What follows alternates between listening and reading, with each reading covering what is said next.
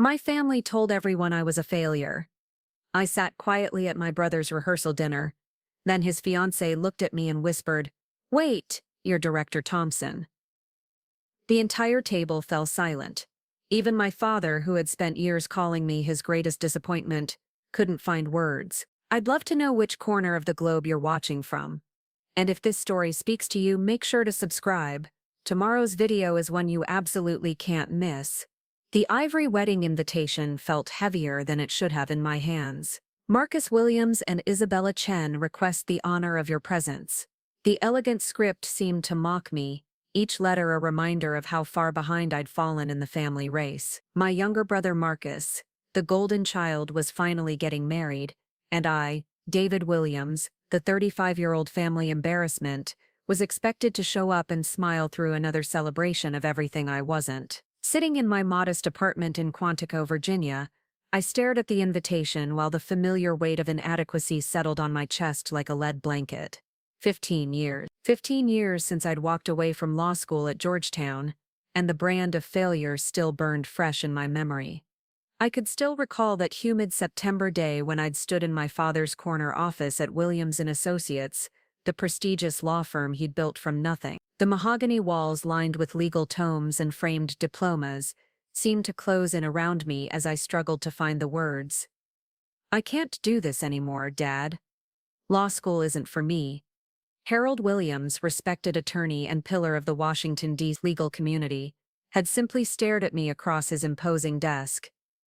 No explosion, no shouting, just a cold, devastating silence that lasted an eternity. When he finally spoke, his voice was measured, clinical. "You're throwing away everything we've worked for, David, everything we've sacrificed to give you."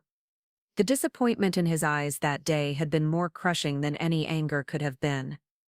My mother, Patricia Williams, had taken a different approach. She'd cried. For days, the sound of her muffled sobs echoing from their bedroom had been unbearable. At dinner parties, I'd overheard her explaining to friends in hushed, mortified tones how her eldest son had lost his way and was going through a difficult phase. While I was lost, Marcus was ascending.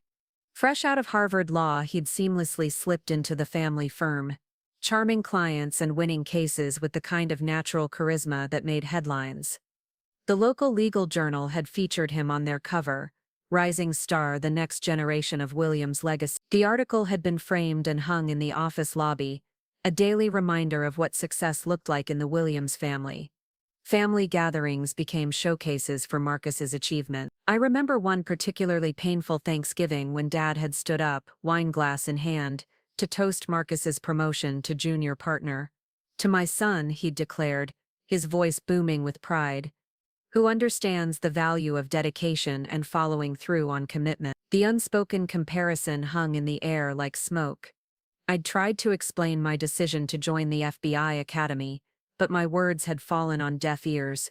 Federal law enforcement. Dad had scoffed. "David, you could have been arguing cases before the Supreme Court. Instead, you want to be a glorified security guard?" The truth was, I'd found my calling in those first few months at Quantico. The rigorous training, the sense of purpose, the knowledge that every day brought the possibility of protecting innocent people. It ignited something in me that studying corporate law never had. But try explaining that to a family that measured success solely in billable hours and courtroom victories. My early years with the Bureau were a blur of field offices in forgotten corners of America. Des Moines, Albuquerque, Little Rock. Each assignment took me further from the Washington elite circles my family inhabited. I worked bank robberies, organized crime cases, and public corruption investigations. Each solved case, each criminal brought to justice, felt like a small victory against the chaos of the world.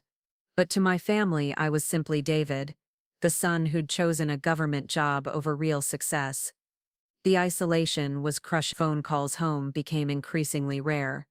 Each conversation a painful reminder of how little they understood or cared about my work. When I'd try to share stories about cases I'd worked, about lives I'd helped save, their responses were polite but distant. "That's nice, dear," Mom would say, before inevitably steering the conversation back to Marcus's latest courtroom triumph or his new corner office with the view of the Capitol. Marcus never missed an opportunity to remind me of my place in the family hierarchy. "Still playing cops and robbers, Dave?" He'd joke during the rare times we were in the same room. "When are you going to get serious about your career?" He'd say it with a smile, but the condescension was unmistakable. I threw myself into my work with the desperation of a man trying to prove something to himself, if not to others. I worked weekends, holidays, and took on the cases other agents didn't want. My superiors began to notice. Commendations started appearing in my file. I was selected for specialized training programs, assigned to high-profile task forces, but I kept these victories to myself, tired of watching my family's eyes glaze over when I tried to share them. The turning point came during a domestic terrorism investigation in Chicago. I'd been working undercover for months, infiltrating a group planning to bomb a federal building. The case was complex, dangerous, and ultimately successful. We prevented the attack, saving potentially hundreds of lives. The director himself had called to congratulate me, but when I'd mentioned it to my parents during our monthly phone call, Dad had simply said, "Well, David, I hope you're being careful. Marcus just landed the Henderson account, you know, the pharmaceutical company. It's worth millions to the firm." That night, alone in my hotel room, I'd made a decision. I stopped trying to earn their approval. I stopped sharing my victories, my promotions, my growing reputation within the bureau. If they wanted to see me as a failure, so be it. I had work to do. The years passed in a blur of investigations, arrests, and quiet satisfaction. I specialized in white-collar crime, public corruption, cases that required patience, intelligence, and an understanding of how power worked in America. My clearance level rose. My responsibilities expanded. I was assigned to joint task forces with other agencies, briefed senators on national security matters, worked cases that would never see the light of day in newspaper headlines. But to my family, I remained David the disappointment. At Marcus's law school graduation party, I'd overheard Dad explaining to a colleague that I worked for some government agency or another. Nothing too important, you understand. The dismissal had stung, but by then I'd developed a thick skin. Now, staring at Marcus's wedding invitation, I felt that familiar knot of dread forming in my stomach. Another family event, another opportunity to be reminded of my failure. The rehearsal dinner would be held at the Hay Adams Hotel, the kind of place where Washington's elite gathered to see and be seen. I'd be expected to play my role, the quiet older brother who'd never quite lived up to his potential. I looked at my reflection in the bathroom mirror of my small apartment. The face staring back showed the effects of years of stress, of carrying secrets, of bearing the weight of responsibilities I could never explain. My parents saw a man who'd thrown away his potential. They had no idea that the quiet, unremarkable son they'd written off was living a life more consequential than they could possibly imagine. The next morning, I received a call from my assistant director. "David,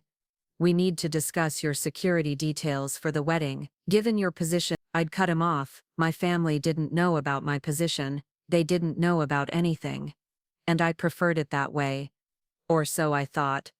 Until I walked into that rehearsal dinner and everything changed forever. The Hay Adams Hotel lobby sparkled with the kind of understated elegance that whispered wealth rather than shouted it. Crystal chandeliers cast warm light over marble floors where Washington's power brokers had walked for decades. As I handed my keys to the valet, I caught a glimpse of myself in the polished brass elevator doors. Charcoal suit, conservative tie, the uniform of respectability that never quite felt like it belonged to me. The private dining room buzzed with conversation when I arrived. 20 carefully selected guests, each representing a different facet of Marcus and Isabella's interconnected worlds of law, politics, and old money. I recognized several faces from the society pages.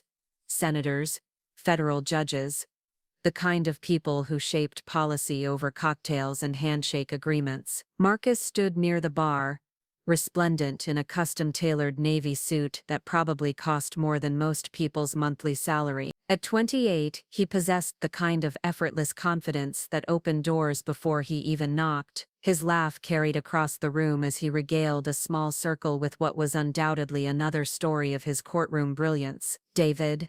Mom's voice cut through the ambient chat. Patricia Williams glided toward me, elegant in navy silk, her smile bright but strained around the edges. "You made it. We weren't sure." She let the sentence hang, a gentle reminder that my attendance at family events had become increasingly sporadic over the year. "Wouldn't miss it," I replied, accepting her brief hug. She smelled of Chanel No. 5, the same perfume she'd worn for as long as I could remember, a scent that now triggered a Pavlovian response of anxiety in family settings. Dad materialized beside her, his handshake firm but perfunctory. Harold Williams at 62 still commanded attention when he entered a room, silver-haired, broad-shouldered, with the bearing of a man accustomed to deference. "Son," he acknowledged with a nod. "Good to see you could get away from whatever it is you're doing these days." The dismissal was casual, practiced, delivered without malice, but with the kind of indifference that somehow hurt worse than outright hostility. In his mind, I worked some mid-level government positions, shuffling papers and collecting a modest paycheck. The reality, that I held one of the most sensitive positions in federal law enforcement, was a truth I'd long since stopped trying to share. "Isabella, darling, come meet David." Mom's voice carried that slightly forced brightness she used when managing potentially awkward social situations. Marcus's older brother. Isabella Chen turned from her conversation with what appeared to be a federal appeals court judge, and I felt my breath catch slightly. She was beautiful, certainly, with the kind of classical features that looked elegant in wedding photos, but it was her eyes that struck me. Intelligent, assessing, missing nothing. There was a sharpness there that suggested depth beyond the society page surface. "David," finally. Her handshake was firm, her smile genuine. "Marcus talks about you all the time." I glanced at my brother, wondering what version of me existed in Isabella's mind. Knowing Marcus, probably a sanitized tale of an older brother who'd lost his way, but was harmless enough to warrant occasional pity. "All good things, I hope," I managed, the social pleasantries feeling foreign after years of interrogation rooms and classified briefings. "He says you work for the government, law enforcement." There was something in her tone, a precision that made me look at her more carefully. Most people, when they heard government work, immediately lost interest. Isabella seemed genuinely curious.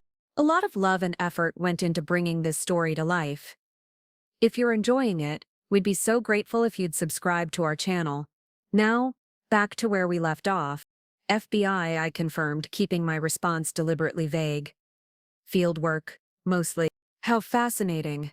What kind of cases?" Before I could answer, Dad's voice boomed across our small circle. "David's our resident G-man," he announced with the kind of hearty laugh that didn't quite reach his eyes. "Chasing down tax evaders and bank robbers, isn't that right, son?" The reduction of my career to something from a 1950s radio drama was typical Harold Williams. Take something he didn't understand, minimize it, file it away under not important enough to care about. I'd stopped correcting these characterizations years ago. "Something like that," I said quietly. Isabella's eyes narrowed slightly, a micro-expression that lasted barely a second, but suggested she'd caught something in the exchange that others had missed. "Tax evaders and bank robbers," she repeated thoughtfully. "That must keep you busy." David's always been drawn to unconventional paths. Mom interjected smoothly, her smile tight. "We're just grateful he found something that makes him happy, even if it's not quite what we'd envisioned." The conversation moved on, carried by the social momentum of a room full of accomplished people, discussing accomplished things. I found myself relegated to the periphery, occasionally pulled into discussions about current events where my contributions were received with polite disinterest. When someone mentioned a recent high-profile corruption case that had dominated headlines, I bit my tongue rather than reveal I'd been intimately involved in the investigation. Marcus held court effortlessly, discussing a recent Supreme Court decision with the kind of casual expertise that reminded everyone why he was the family's bright star. The implications for corporate liability are staggering, he was saying, gesturing with his wine glass. We're already seeing clients restructure their entire compliance frameworks. Marcus has such a brilliant legal mind, gushed Senator Harrison's wife, a woman whose husband sat on the Judiciary Committee. You must be so proud of both your sons, Harold. Dad's chest swelled with visible pride. Marcus is carrying on the family tradition beautifully. Partner track at 28, youngest in the firm's history. Of course, his brother chose a different path.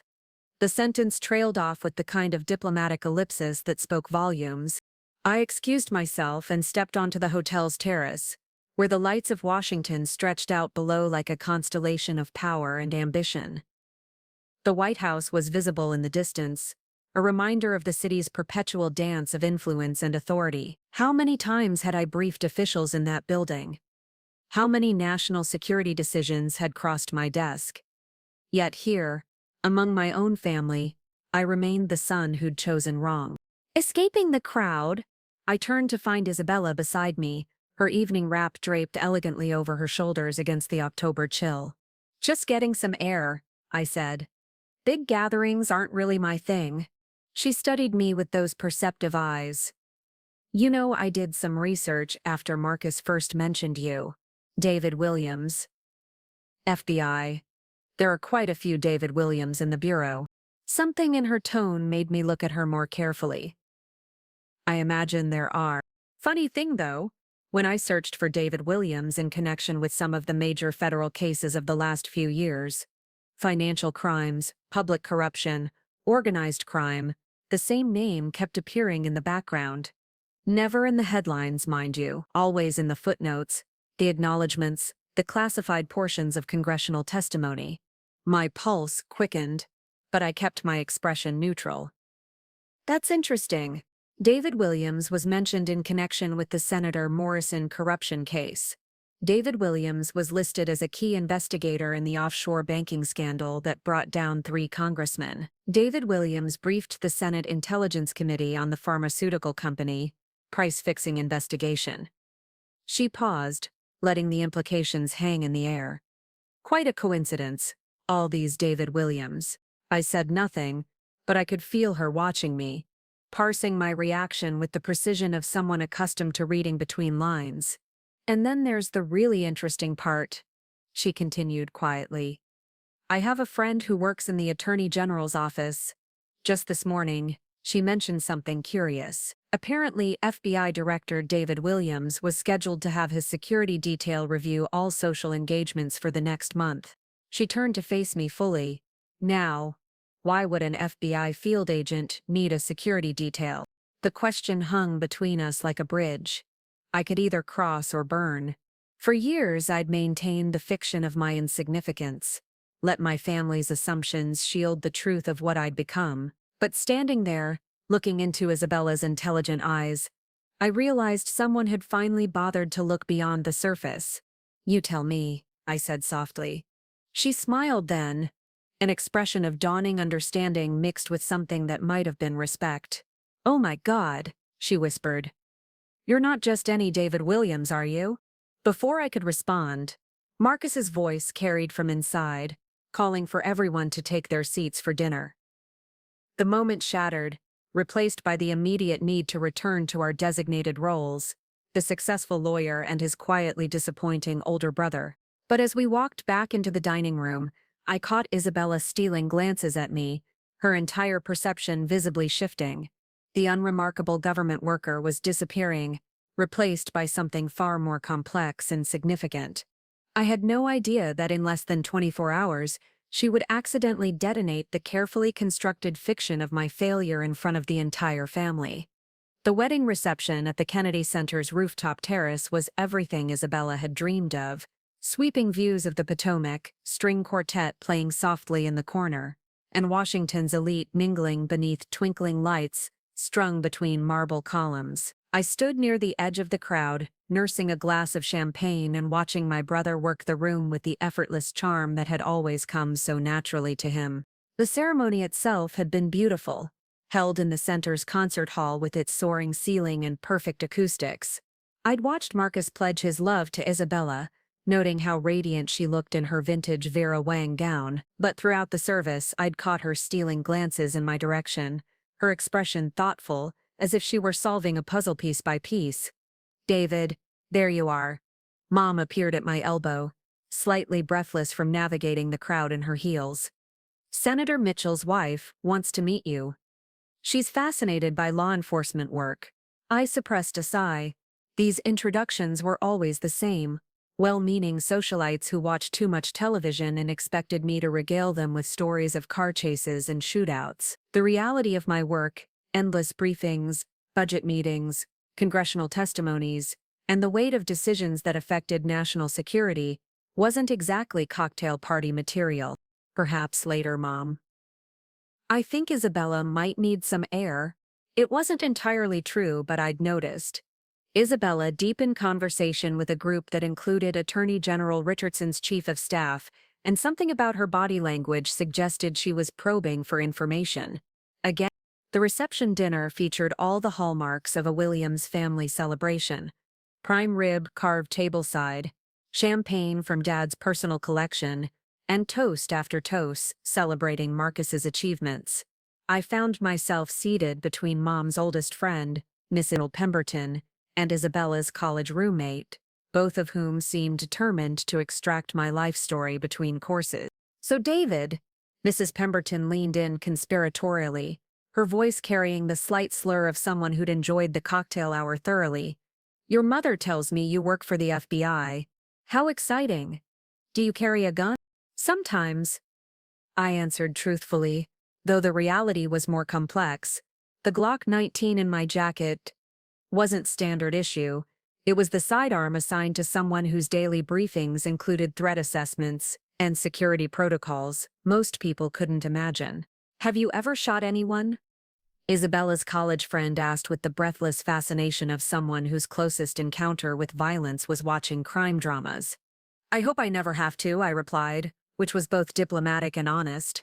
Dad stood to give his toast, his commanding presence immediately drawing the room's attention.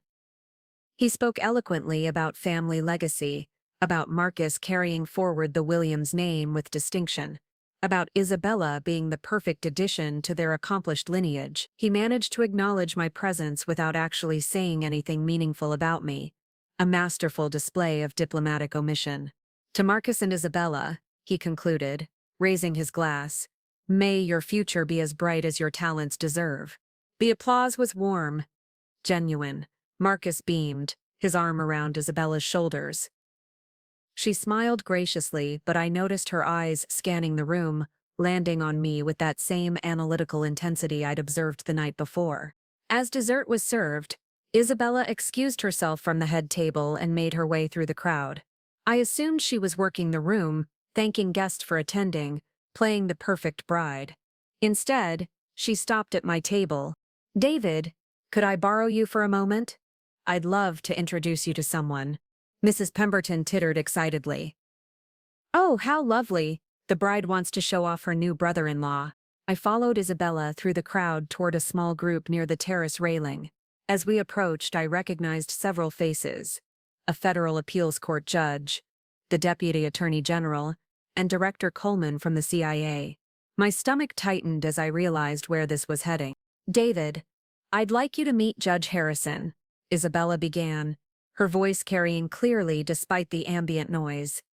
"Judge Harrison, this is David Williams, Marcus's brother." Judge Harrison, a distinguished African-American woman in her 50s, extended her hand with a polite smile. "Pleasure to meet you, David. What line of work are you in?" Before I could answer, Isabella continued with seemingly innocent enthusiasm. "David works for the FBI. He's been involved in some fascinating cases: public corruption, organized crime, financial fraud." "How interesting," the Deputy Attorney General chimed in. "What field office?" The conversation was spiraling beyond my control. I could feel other nearby guests tuning in, including my parents, who had drifted over with their social radar activated by the mention of prestigious titles. I work out of headquarters mostly, I said carefully. Headquarters? Director Coleman raised an eyebrow. What division? Isabella's eyes were bright with barely contained excitement. Oh, David's being modest. He's not just any agent. She turned to face the growing circle of listeners, her voice gaining volume and clarity. David, don't you think it's time your family knew exactly what you do? The moment stretched like a taut wire. I could see my parents approaching. Dad's expression shifting from social curiosity to something approaching alarm, as he recognized the high-level officials surrounding his supposedly unremarkable son. Isabella, I said quietly. Perhaps this isn't the time. Wait a minute, Judge Harrison interrupted, her eyes narrowing as she studied my face more carefully. David Williams, FBI headquarters. Her expression shifted dramatically. My God, you're not David Williams, the agent. You're Director Williams. The words hit the crowd like a physical force. Conversation stopped mid-sentence. Wine glasses paused halfway to lips. The string quartet continued playing, but their music seemed to fade into the background as if someone had turned down the volume on the entire world. Director, Dad's voice cracked slightly on the word. He stood frozen 3 feet away, his face cycling through expressions of confusion, disbelief, and dawning horror. Mom's champagne glass slipped from her fingers, shattering against the marble floor with a sound that seemed impossibly loud in the sudden silence. Marcus pushed through the crowd, his face flushed. What's going on here? Director of what? Director Coleman stepped forward, his expression grave. Marcus, your brother is the director of the Federal Bureau of Investigation. He's been in position for 18 months. The silence that followed was absolute. Even the string quartet had stopped playing, apparently sensing the shift in the room's energy. 200 of Washington's most powerful people stood frozen, watching a family implode in real time. That's impossible, Dad whispered, his voice barely audible. David works. He's just an agent. He investigates tax fraud. Judge Harrison's laugh was short and sharp. Harold, your son runs an organization with 35,000 employees. He briefs the president weekly. He testified before my committee just last month about counter-terrorism strategies. Isabella's hand flew to her mouth, her excitement transforming into horror as she realized what she'd just unleashed. Oh God, David, I thought they knew. I thought they were just being modest about family business. You didn't know? Director Coleman's voice carried a note of incredulity that made the situation even more surreal. Harold, your son is one of the most powerful law enforcement officials in the country. His security clearance is higher than most cabinet members. Mom made a small, wounded sound, her face pale as she stared at me as if seeing a stranger. David, is this true? The weight of 15 years of carefully maintained fiction pressed down on me. The room felt like it was holding its breath, waiting for my response. 200 pairs of eyes, including those of my family, fixed on me with expressions ranging from shock to fascination to something approaching awe. I looked at my father, this man who had spent years dismissing my choices, who had introduced me to colleagues as his son, who worked for some government agency. I saw the exact moment when the full implications hit him, every casual dismissal, every condescending comment, every time he'd relegated me to the children's table of family significance. Yes, I said simply. It's true. The aftermath was immediate and devastating. Dad swayed slightly, his face draining of color. Marcus stared at me with an expression of complete bewilderment, as if I'd revealed myself to be an alien species. Mom burst into tears. Not the delicate, social tears she was known for, but ugly, genuine sobs of shock and confusion. In the space of 30 seconds, 15 years of family dynamics had been obliterated, leaving nothing but the smoking crater of their shattered assumptions about who I was and what I'd become. The Kennedy Center's rooftop terrace had transformed from a celebration into something resembling a crime scene. Guests clustered in small groups, their voices hushed as they processed what they'd just witnessed. The Williams family meltdown had become the evening's entertainment, though no one seemed quite sure how to react to watching one of Washington's most prominent legal families discover they'd been living with the FBI director for 15 years, without knowing it. I stood at the center of the chaos, watching my family struggle to reconcile the man they thought they knew with the reality that had just been thrust upon them. Dad remained frozen, his mouth opening and closing like a fish gasping for air. Mom had stopped crying but stood trembling, clutching her purse with white knuckles as if it were a life preserver. Marcus was the first to find his voice. "This is insane," he said, his usual confidence cracking. "David, you can't be the FBI director." I would have known. We would have known. How? I asked quietly. When was the last time any of you asked about my work? Really asked. Not just made assumptions. Director Coleman, perhaps recognizing the need for damage control at such a public venue, stepped forward diplomatically. Perhaps we should allow the family some privacy to process this. He nodded toward me with the kind of deference I'd grown accustomed to, but had never seen directed at me in front of my family. "Director Williams, I'll make sure your security detail coordinates with the venue's arrangements." Security detail. The words hung in the air like another bombshell. I could see my parents processing this additional layer of unreality. Their supposed failure of a son required Secret Service-level protection. Isabella, her wedding dress now seeming almost absurd against the gravity of what she'd unleashed, approached me with tears streaming down her face. "David, I am so sorry. I thought. Marcus always said, you were just struggling to find your place. I never imagined." "It's all right," I said, though we both knew it wasn't. "You couldn't have known." The crowd began to disperse, guided by the subtle orchestration of the venue staff and my security team, who had materialized from wherever they'd been discreetly positioned throughout the evening. Within minutes, the terrace was nearly empty except for my immediate family and a few close friends who seemed too stunned to move. Judge Harrison approached before leaving, her expression a mixture of professional respect and personal bewilderment. "Harold," she said to my father, "I've worked with your son on 3 separate congressional briefings. He's one of the most capable and respected law enforcement leaders I've ever encountered." She paused, studying Dad's shell-shocked expression. I'm genuinely curious how a family could be so disconnected from something this significant. After she left, we were alone with the wreckage of our relationships. The silence stretched until Marcus finally exploded. 15 years, he shouted, his face flushed with anger and something that looked like betrayal. 15 years! You let us think you were nobody. Do you have any idea how this looks? How embarrassing this is? Embarrassing. The word triggered something in me that had been building for years. "Marcus, I've been protecting you. All of you.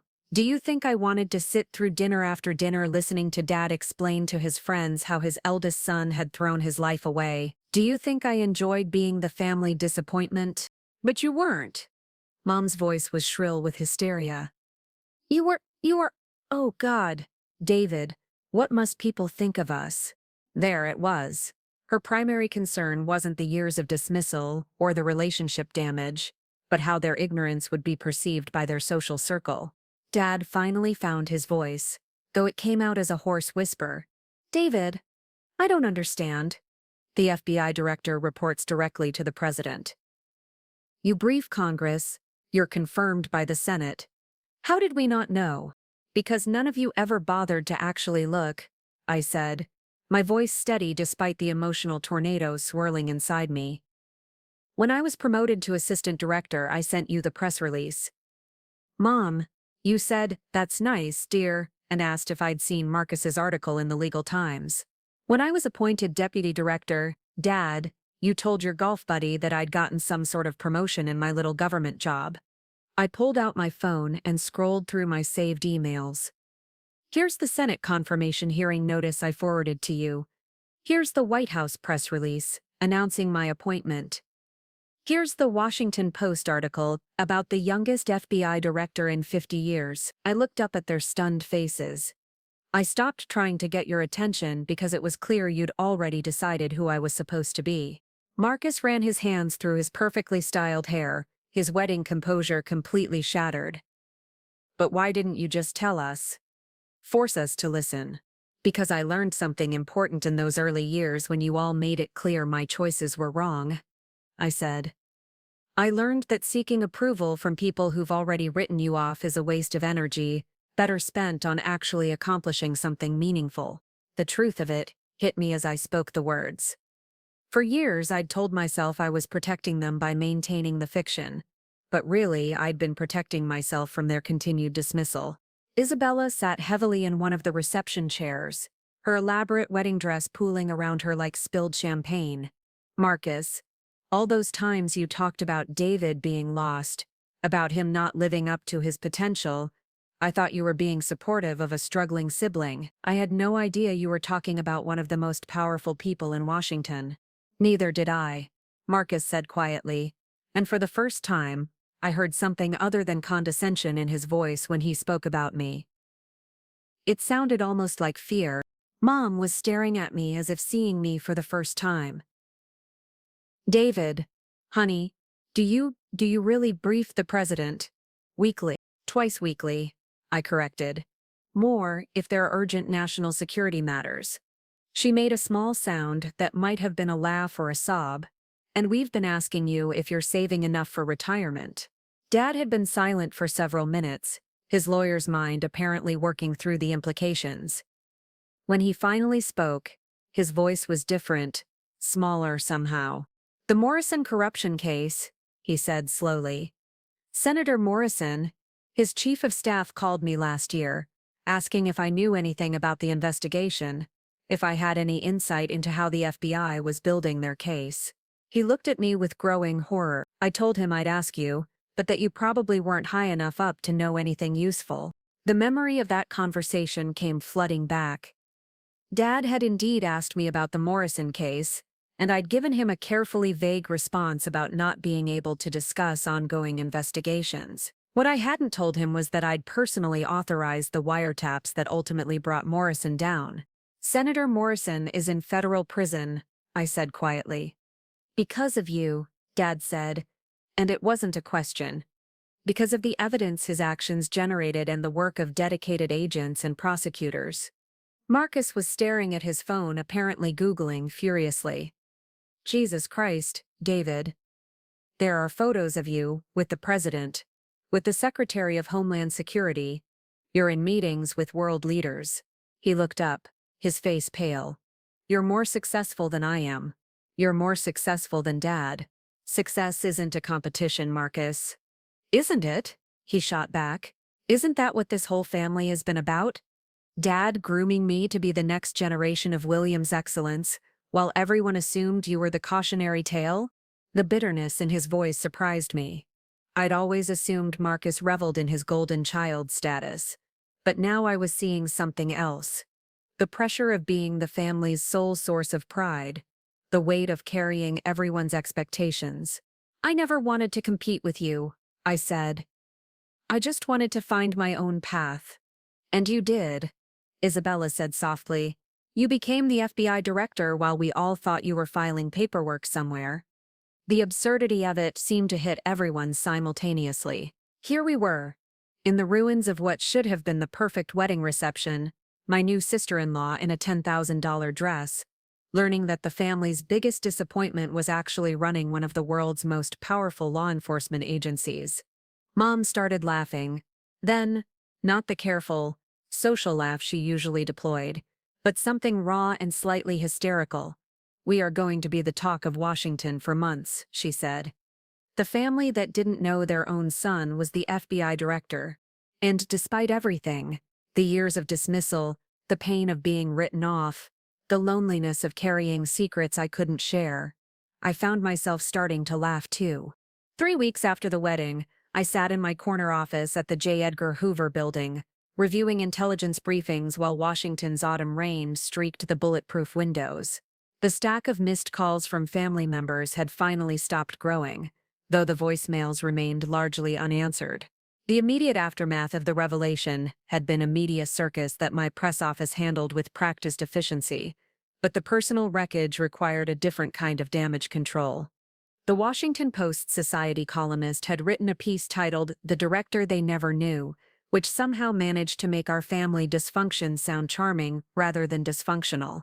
Several late-night talk show hosts had made jokes about families who didn't read the news. My assistant had fielded interview requests from every major network, all of which I'd declined. But it was the handwritten letter on my desk that had captured my attention this morning. My father's precise legal script on Williams & Associates letterhead, delivered by courier rather than mail, a formal gesture that somehow made the contents more significant. David, I've been trying to find the right words for 3 weeks.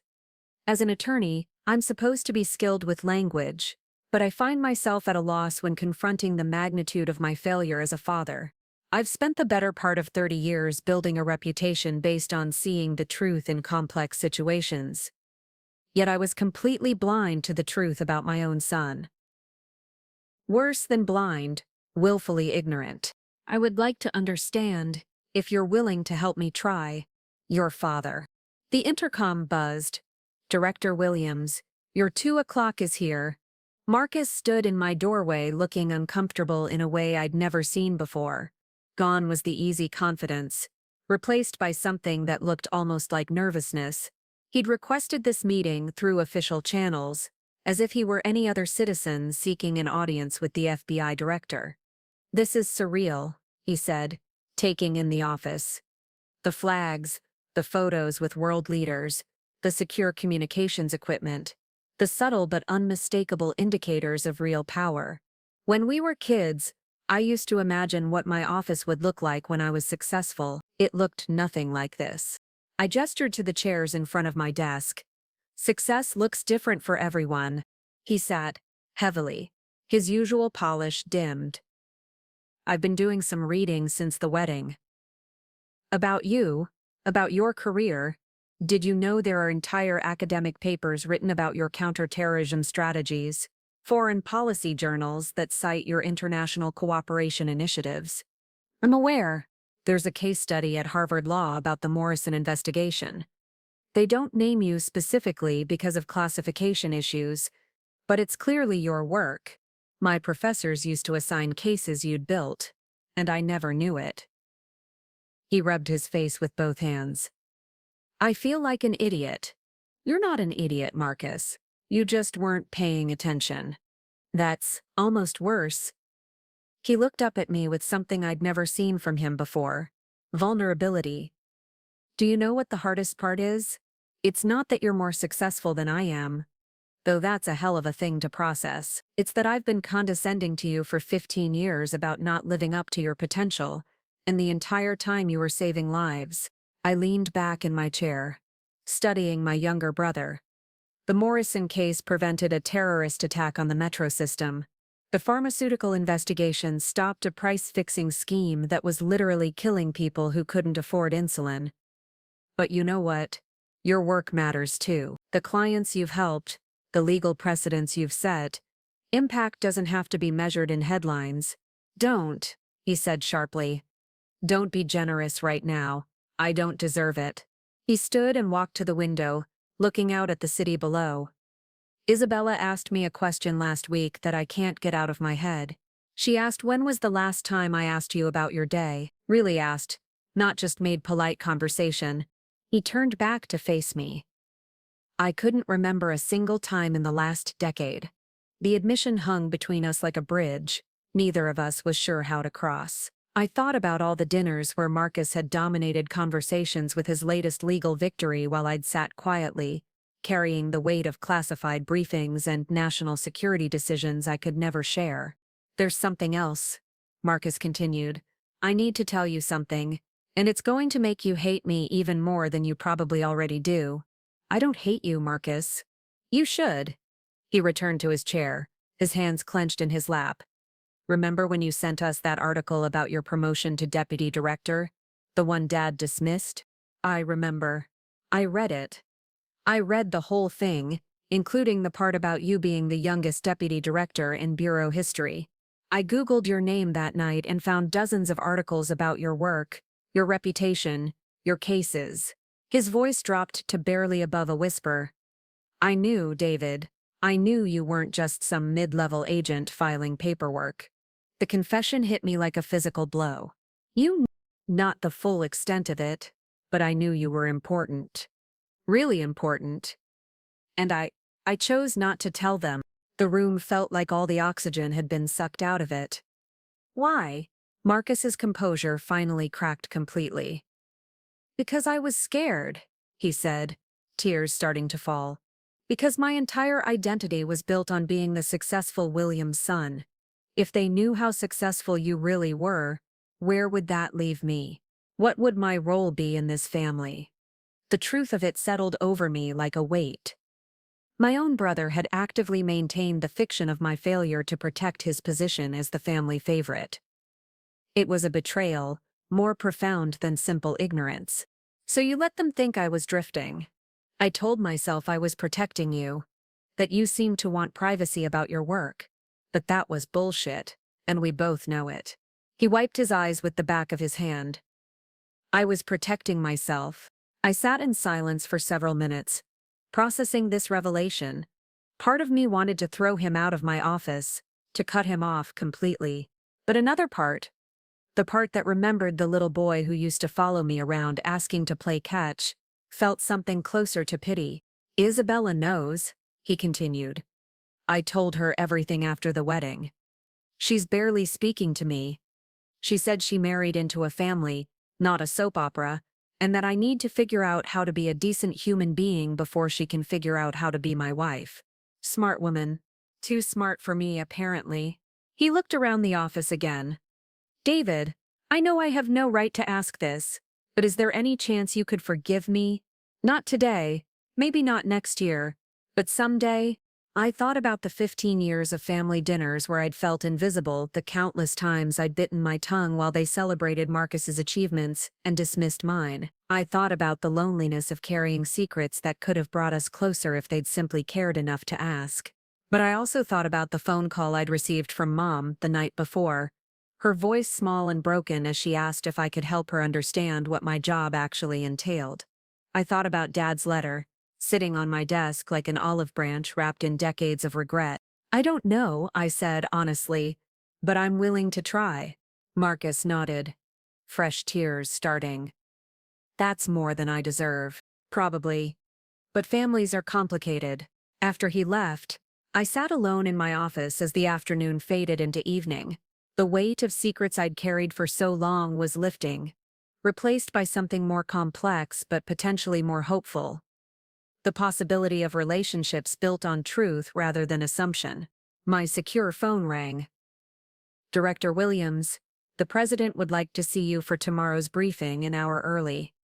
Something about the Joint Task Force recommendations. Confirmed, I replied, already shifting back into the role that had defined me for so long, the professional mask I'd worn to protect myself from family disappointments. But as I gathered my briefing materials, I realized something had fundamentally changed. The mask no longer felt necessary.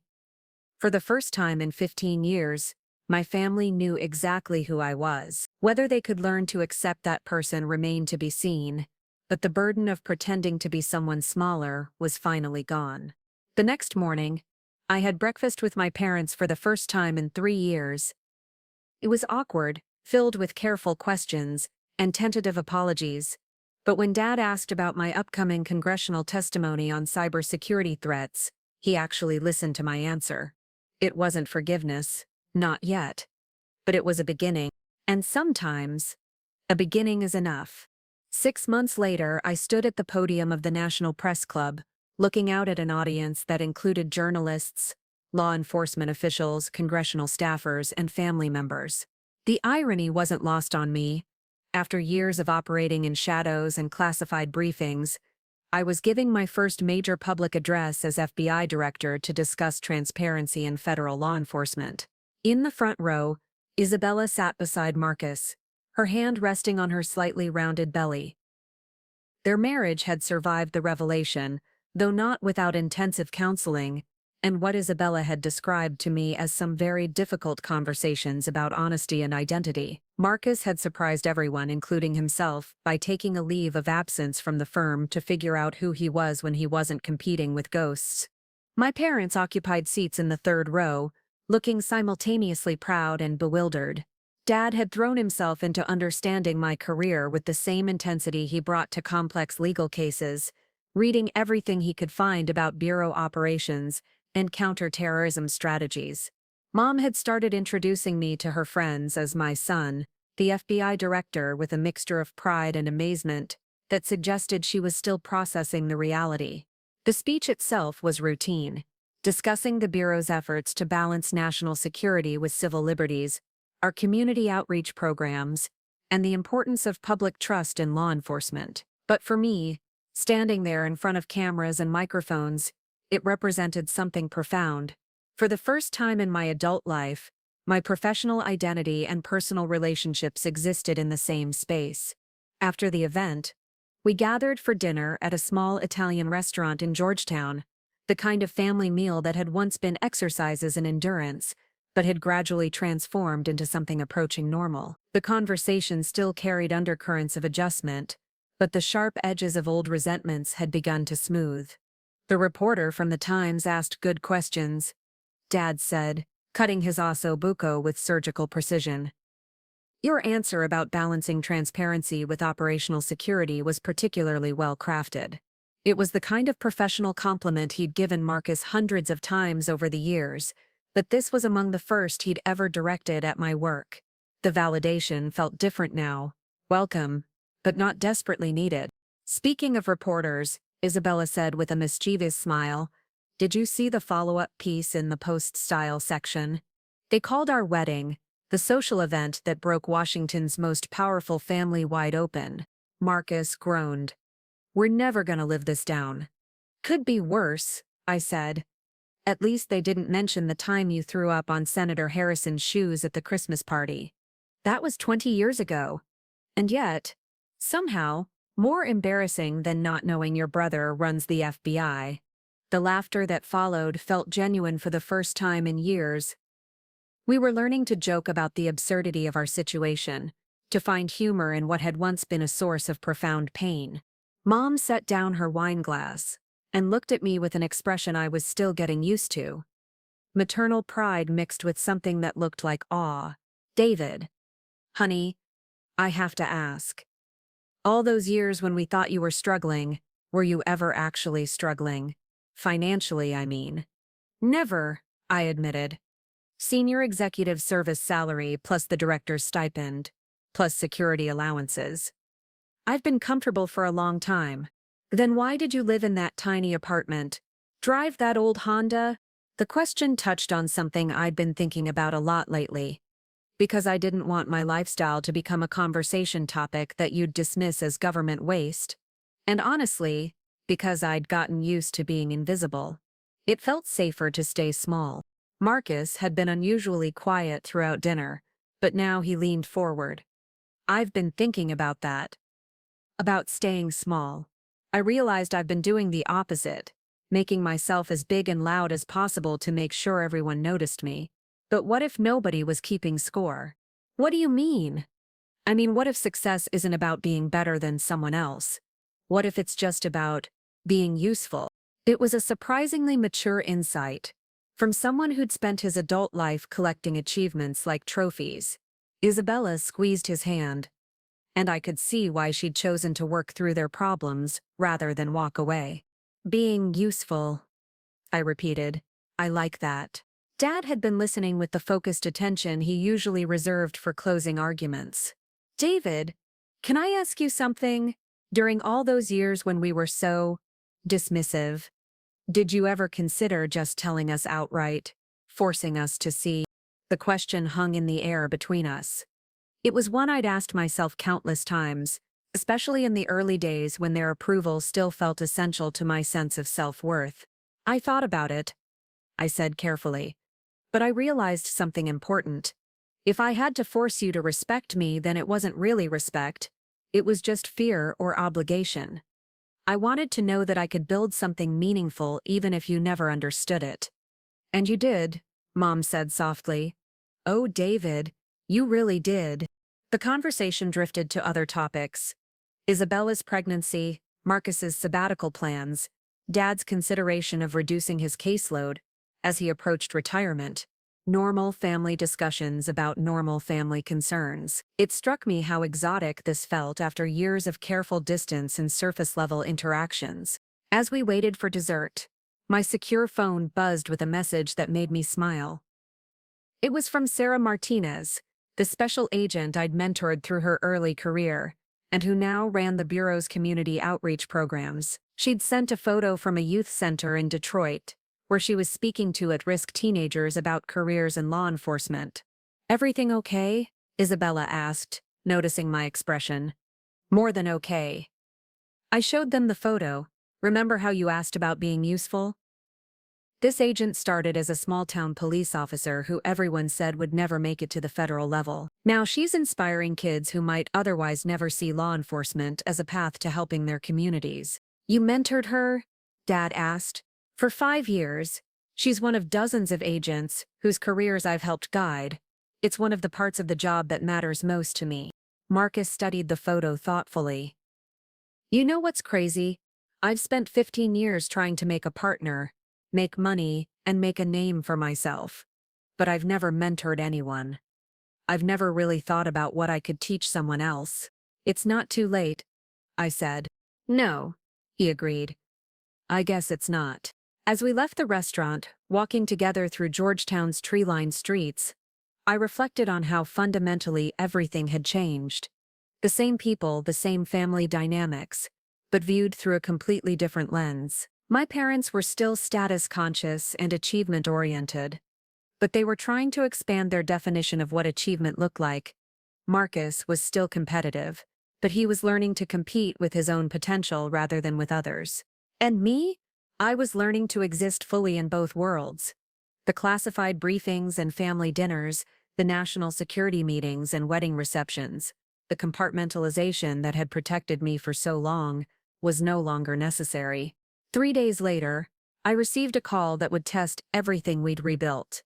A major domestic terrorism plot had been uncovered, requiring immediate congressional briefings and a heightened security posture. The kind of crisis that had previously sent me into professional isolation mode, cutting off personal connections to focus entirely on the threat. Instead, I called my family.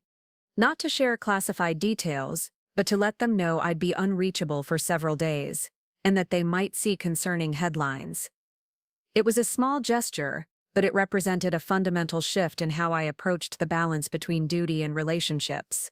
Mom's response surprised me. "Be safe, honey. The country needs you. The country needs you." 4 words that acknowledged both the magnitude of my responsibilities and her acceptance of them.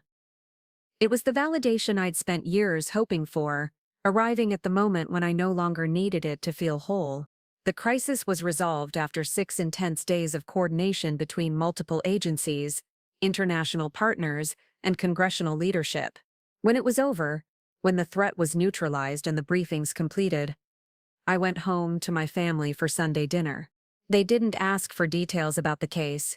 They understood the boundaries of classified work now. Instead, they asked if I was okay, if I'd eaten enough, if I needed anything. The same questions any family might ask someone returning from a difficult week at work. Sitting around that dinner table, listening to normal conversation about normal things, I realized I'd finally achieved something I'd been unconsciously seeking for years. I was no longer the FBI director who happened to be David Williams, or David Williams who happened to run the FBI. I was simply both, simultaneously and completely. The little boy who'd wanted his parents' approval had grown into a man who understood that the most important approval comes from within. The young man who'd walked away from law school to find his own path had discovered that success isn't about meeting other people's expectations, it's about exceeding your own. And sometimes, if you're very lucky, the people who matter most will eventually see what you've built and understand that it was worth building, even if they couldn't see it at the time. As I looked around that table at my complicated, imperfect, finally honest family, I knew I was exactly where I belonged. Looking for more? We've got 2 amazing stories ready for you right on screen. If this one touched you, these are absolutely worth your time. Click to watch them now. And hey, subscribe and hit that bell to never miss our latest uploads.